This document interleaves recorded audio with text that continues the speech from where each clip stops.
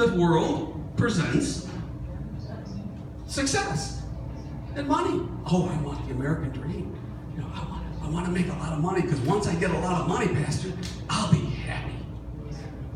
Woo. Well, why was it so hard for me to get to my day? I wasn't searching for this. The tracts that I sent to that my sister would send me, I'd send them back. All right, throw them away. Quit bothering me. What do you want me to be? Jesus freak? Stand on a corner and hand out Bibles? Is that what you want me to be? You know what she told me? Well, Marty, that's between you and God. I said, what? That's between me and God? What do you mean?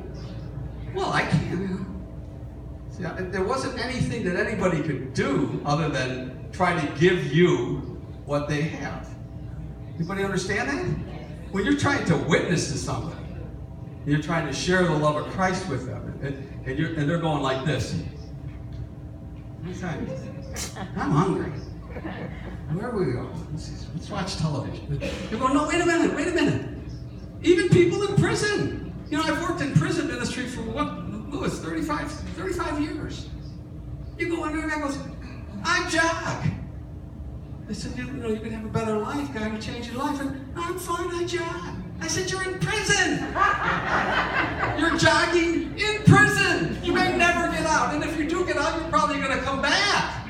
Statistics in California say 75% of the people that go to prison go back to prison within the first year of their release. 75%. We wonder why people go back to prison. What works? State of California, I tried to convince them to do a faith-based program in prison. And they spent $1 billion. $1 billion. A lot of money, right, Louis? What do we do with that $1 billion?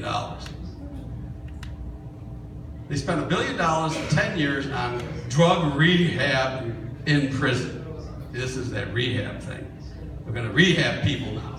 Not transform them through the mystery of the gospel, which would, you know, if you're a drug addict, you know, believe me, I'm writing another book, a new book called Addiction is Not a Disease. Think about that. You know, the world tells you you got some disease.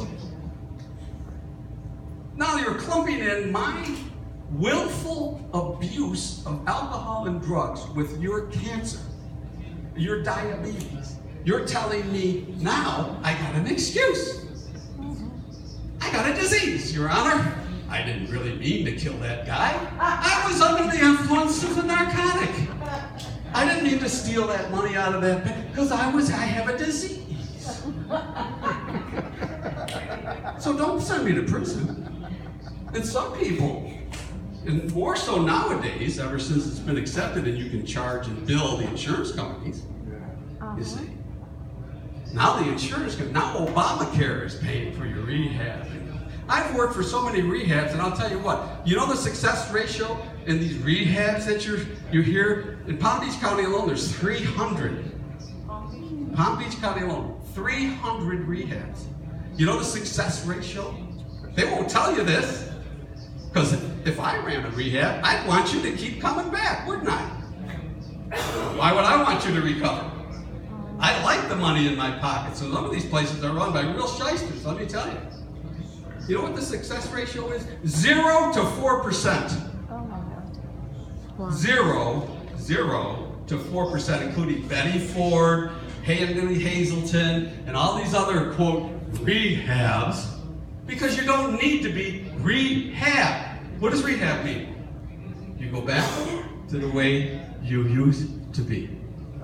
Now you're off of drugs, and now you're just a miserable lost soul. Right? Angry, bitter, hate this person, your dead wife left you, you got all these woes and cares. That's why you did drugs in the first place. Now you want me to go back and be like that? That's no wonder they don't work. Think about it. Why would you want to be rehabbed? It's like rehabbing an old car. You still got an old car. Go buy a new one. Well, I want to put $50,000 in my old car. I want to rehab it. No, we want, and that's what's so nice about the gospel. When I was told that I could have a new life, and I thought astrology would be a Libra. It hooked me. It hooked me.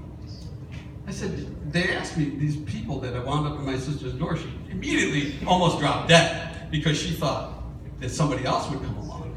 But I said, no, I want what you've got. And so she immediately called friends, and I went over to their house, and she brought me over there. And I was honestly, when you're looking at spending the rest of your life in prison, believe me, I'd hang from the ceiling by my feet in order to get out of going there. I mean, I didn't want to go to prison. So God used that day of my arrest and the rest of the days following until I could reach another day, where he finally, he goes like, did I get your attention yet, Marty? Huh? You are in the entertainment business, right? Lights, camera. Oh, good. Now I got you. Now, this is what I'm going to do with you. Now they told me,